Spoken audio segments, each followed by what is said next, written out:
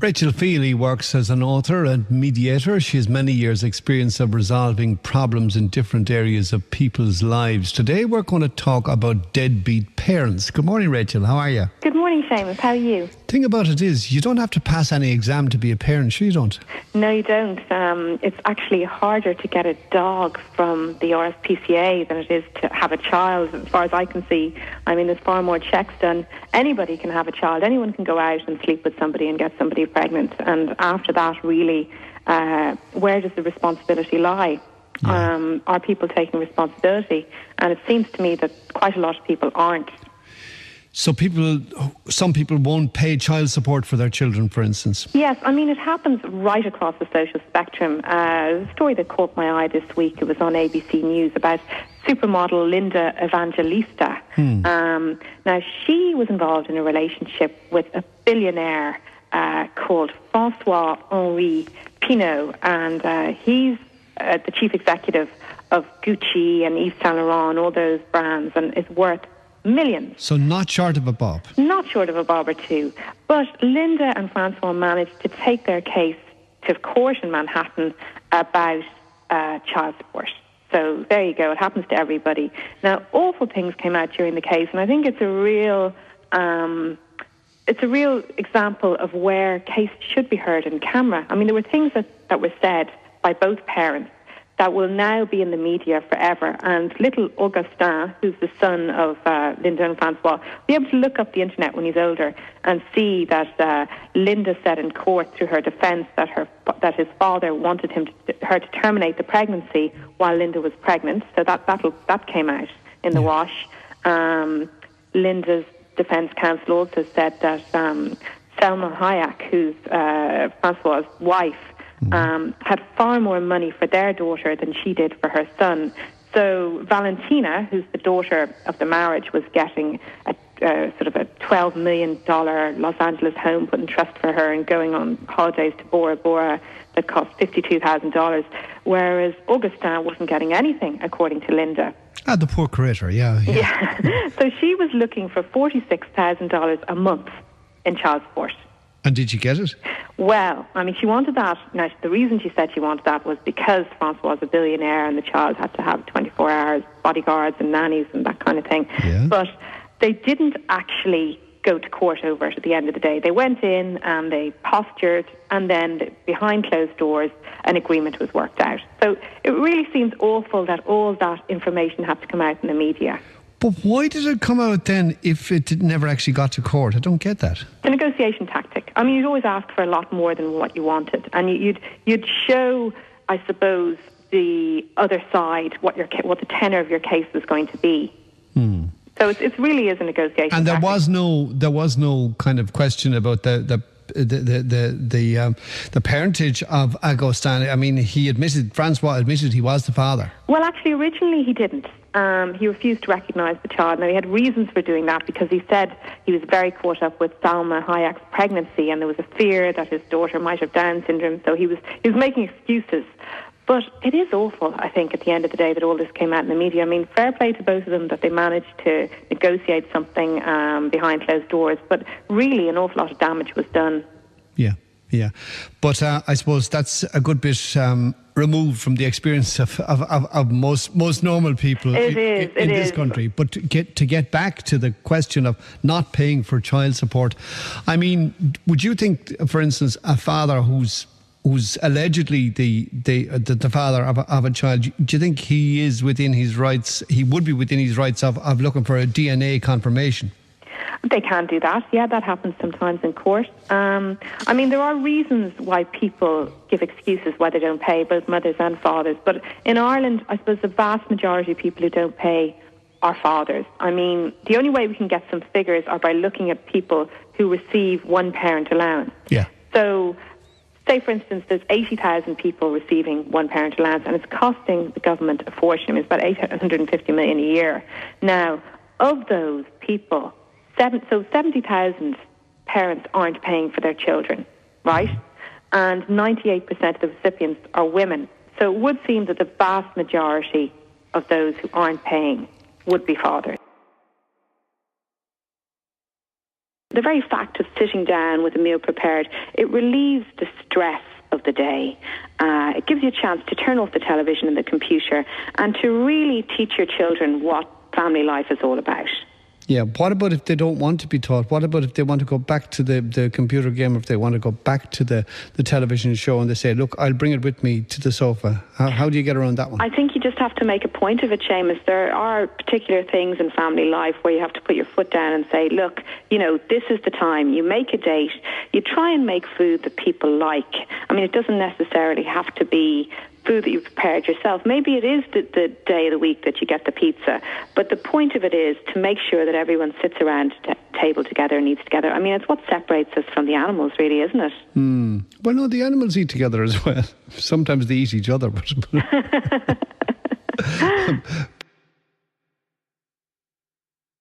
what else can go wrong? Well, the weather. You can't do anything but the weather, really. Yeah, you can't. And you really have to cater for the weather. I mean, last weekend was absolutely beautiful and it made such a difference. But I've seen very happy brides in the rain with a little umbrella. They're so delighted to be getting married. And in Ireland, of course, there's always a chance it's going to rain. So, be sure that you're not having it somewhere squelchy, so that all your guests aren't going to be standing on the grass with their stilettos sinking into the mush. Just be sure that you have enough drainage wherever you are, that the wedding isn't going to turn into a mud festival. So, I mean, really, isn't that it? And speaking of drainage, then there's the guests who misbehave.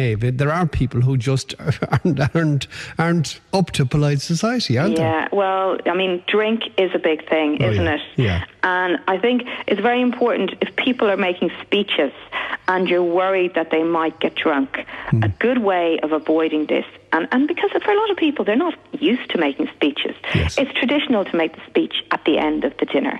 Now, I've been to weddings, and I'm not saying they did this because they were worried that people might get drunk, but just because perhaps the parents were a little bit older or people were nervous, they said, okay, we're going to have the speeches at the beginning of the meal, before the meal starts, so that everyone gets it over with. And then there aren't people drinking for Dutch courage. Maybe they've had one at the reception, but they've done their speech and then they can relax and enjoy their dinner without having a knot in their tummy or knocking back a few too many glasses of wine out of the fear of making the speech. Yeah. And then maybe getting the names wrong, saying the name of the ex-girlfriend instead of the name of the wife. God, yeah. I mean, that has happened, or losing the ring, or, If somebody took a thing on a picture on their smartphone and uploaded it on YouTube of those lads streaking in Nina, would that be cyberbullying? Well, yeah, it can be. Actually, there was a very sad case where a young boy who was just in his first year in college in the US, he was only aged 18, you might have heard of it, his name was Tyler Clementi, and he was photographed now without him knowing when he was having a gay sexual encounter with another student, and that was posted on the internet. And when that happened, this poor young man was so upset that he killed himself. He jumped out of his window of his room and died. Oh, so definitely. Yeah, I mean, posting something without somebody's permission obviously would be cyberbullying, because it could lead to huge distress and upset. Now, I mean, these young lads who were streaking, obviously they were doing it in full view of the public, so they weren't looking to hide it, or it wasn't something they were doing in private. But at the same time, the problem, I think, now is that there's such powerful tools of communication out there, and children don't seem to realise how powerful they are. Yeah, but And the trouble is with Facebook, people don't realise that when stuff is put up there, it stays there forever.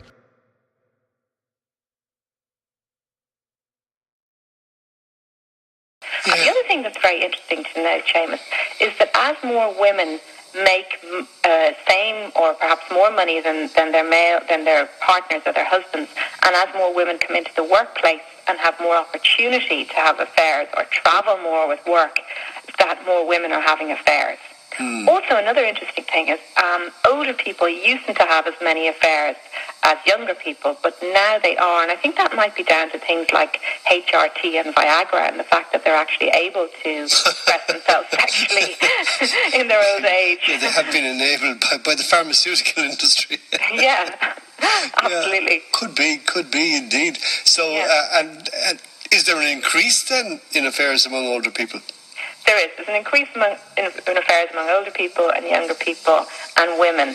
I suppose the other thing is sexual addiction. That might be another reason for affairs. Now, I mean, that isn't recognised as a psychiatric disorder, but I don't know if you saw the movie Shame with Michael Fassbender, that Irish actor. No, I heard a lot about it. I didn't see it, but I heard a lot about it, yeah. Yeah, I thought it was a little bit disappointing. It was very, very one-dimensional. It just showed him online the whole time, looking at internet porn and having these kind of meaningless affairs, and he seemed to be driven in some way, but it didn't go into the reason why, and I think that might have made the movie a little bit more interesting to understand the underlying reasons. It kind of alluded to it, that himself and his sister came from a place that was dark and something terrible had happened to them growing up.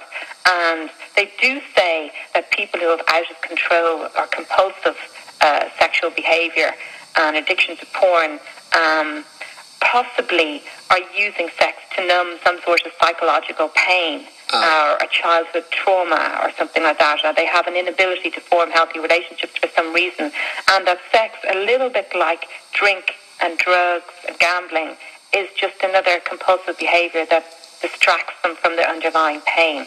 What are the figures on it? I mean, percentage. For every 100 men, for every 100 women, how many of them will have an affair?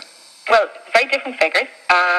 Kinsey report, which was done many years ago, had huge, very high figures. It said 50% of men and 26% of women had extramarital sex at least once during the course of their marriage. But all the other... 26% of women must have been very busy. They must have been. So all the other, I suppose, statistical information that we get seems to be around the same figures of 20-25% of people have an affair within the course of their marriage, men and women. And it seems to be something like that. And what about at the end of the affair, when the affair goes wrong or when the affair goes stale? What happens then? I mean, is it possible to kind of reignite the spark in a marriage? Yeah. Well, it's hard work. I mean, if you want to survive an affair, there's work to be done for the betrayer and there's work to be done for the betrayed. So I suppose I could look at them both separately, if you like. I think if you're the one who betrayed your spouse or your partner, the first thing you have to do is promise to stop.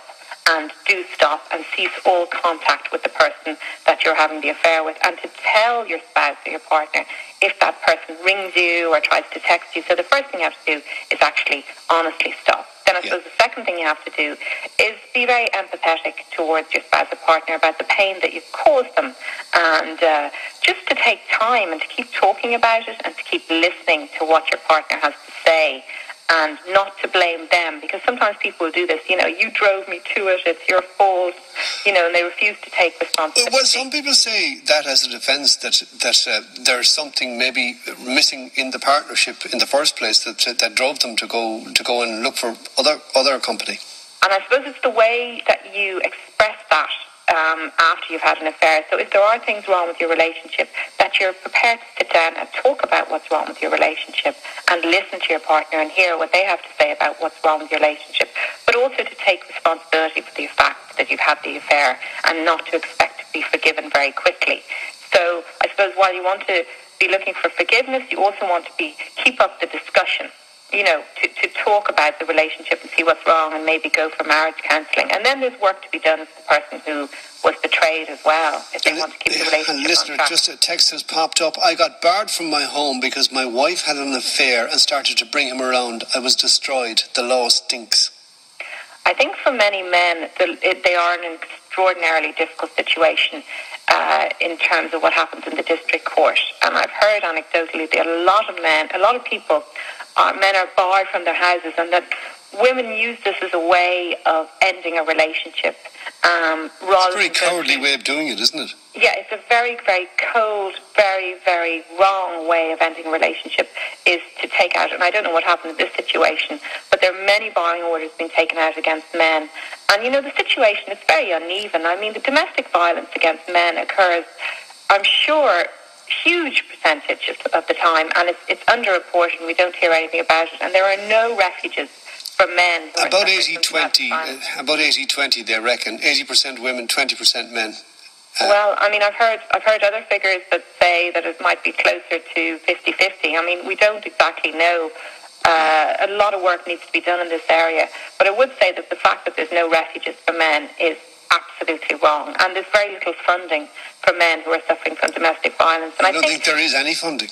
Yeah, and I think the other thing is that the whole issue of what's heard in the district court, maybe the Law Reform Commission might look at it and make it a little bit easier for people to end their marriages more quickly and more effectively than going through, because they automatically go for the Domestic Violence Act because they're very easy, and it's harder to go through the circuit court for a judicial separation or divorce because it's more expensive and it's quite difficult, and unless you're in a certain income threshold, you don't get legal aid. So I think that needs to be looked at, and perhaps, if this man and this woman were able to end their relationship in a way that was less expensive and less time-consuming, then she might not have gone through the district court and used the domestic violence laws in this way. What about the people who said, finally, what about the people who said when the highly contentious divorce referendum was being debated, they said it will wreck the institution of marriage